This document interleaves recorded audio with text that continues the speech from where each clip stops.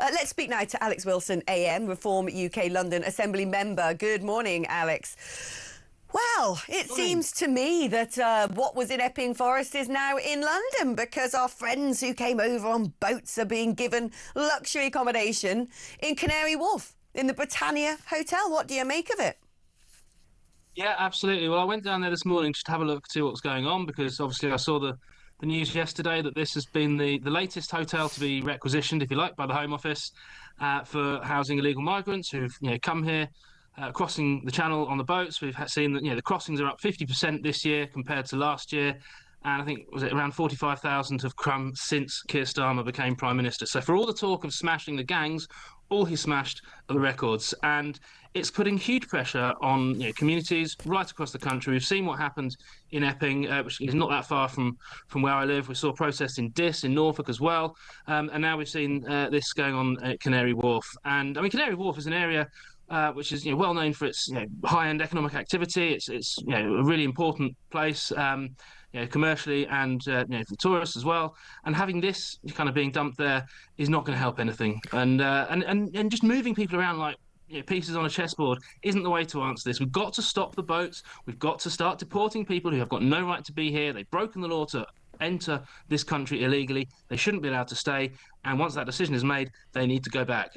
Oh, exactly. I fully agree. Do you know, I have a feeling I stayed in that exact hotel.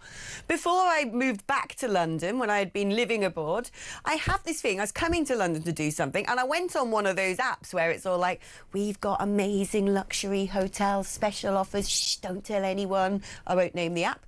And I booked a hotel in Canary Wharf. I think my parents and I were coming to watch something at the theatre. I can't remember.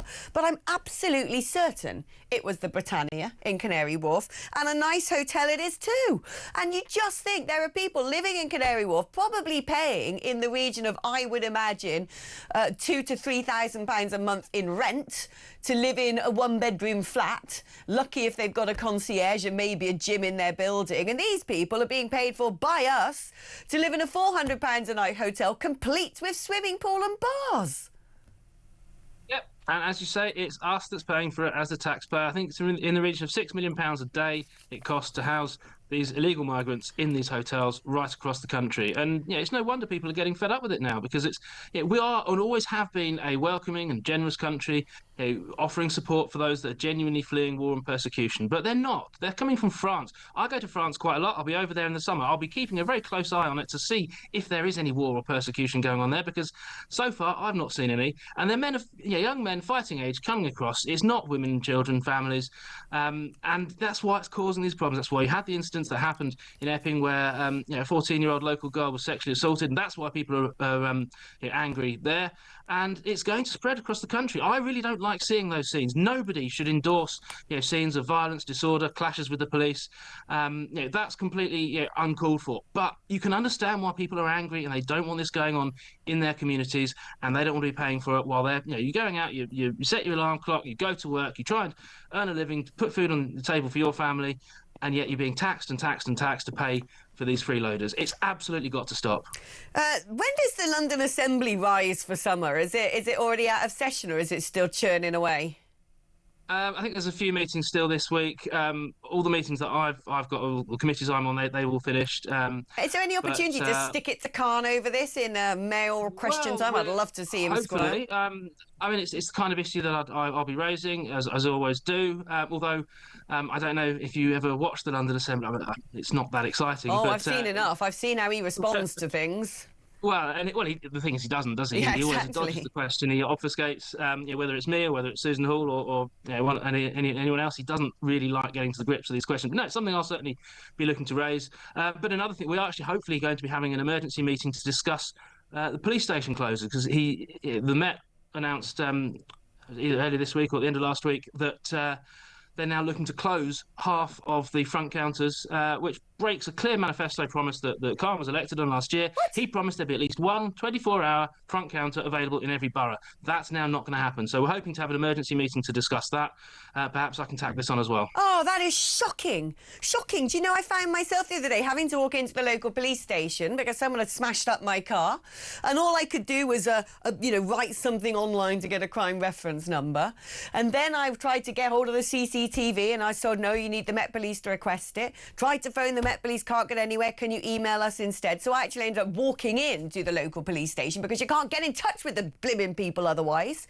And they said, I'm sorry, we don't really do this. You've got to contact this particular, the traffic office or something. So I emailed them, and then finally I got a letter through my letterbox saying, we don't investigate this stuff anymore. Fat lot of good that is. I mean, why on earth do we even bother paying taxes?